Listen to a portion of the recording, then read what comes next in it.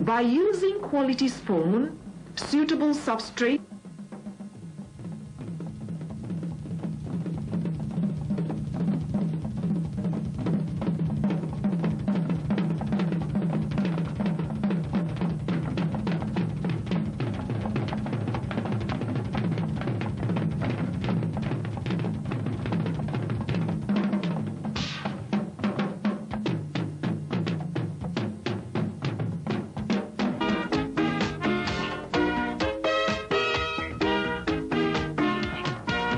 Ghana's Council for Scientific and Industrial Research, CSIR, Accra, the largest scientific research agency in Ghana and one of the largest in Africa. Established in 1968, the CSIR has a mandate to organize and coordinate scientific research in Ghana. This mandate has been reviewed to include a commercialization of its services and products. Over the years, the Council has successfully fulfilled its mandate through the activities of its 13 institutes. The CSIR's problem-solving approach to research has led to the finding of solutions to a number of problems in areas including agriculture, environment, and the sourcing and supply of drinking water. The Council's work has also yielded positive results in the building and roads sector, among many others. In pursuing its set objectives and goals, the CSIR adopts a highly focused approach. Research in specific areas are undertaken by specialized centers, institutes, and projects under 6 broad categories, namely agriculture, forestry and fishing, industry and natural science, social sciences, health and medicine, and environment. The stage at which harvesting is done is at this stage.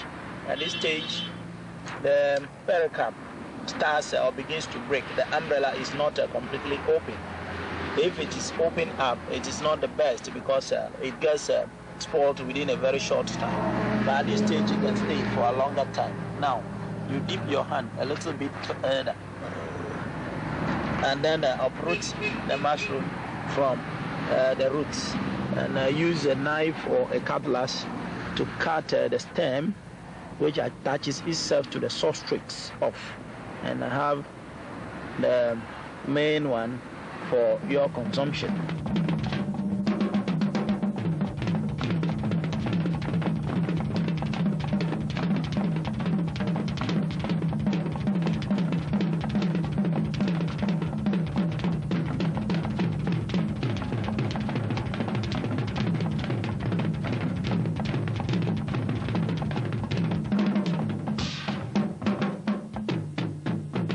Another technology developed is what is known as the low bed method.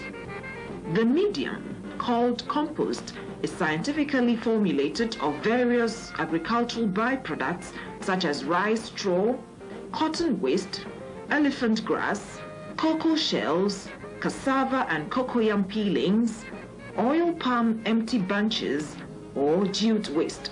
The spawn is worked into the compost and growing takes place in the specially made low beds. The farmer can then regulate the crucial aspects of heat and humidity. Within a reasonable time frame, in some cases 14 to 21 days, the compost becomes filled with the root structure of the mushroom. To go into mushroom cultivation, you don't need a very big land. You can start with a space behind your house, in your backyard, and you can start with a small humidity chamber with about 20 bags for home consumption. And every day you're going to get a handful of mushrooms for your soups, your omelettes, your stews, and even eat it fresh as salads. When you just wash it with salt, a little vinegar, it can be eaten with salads.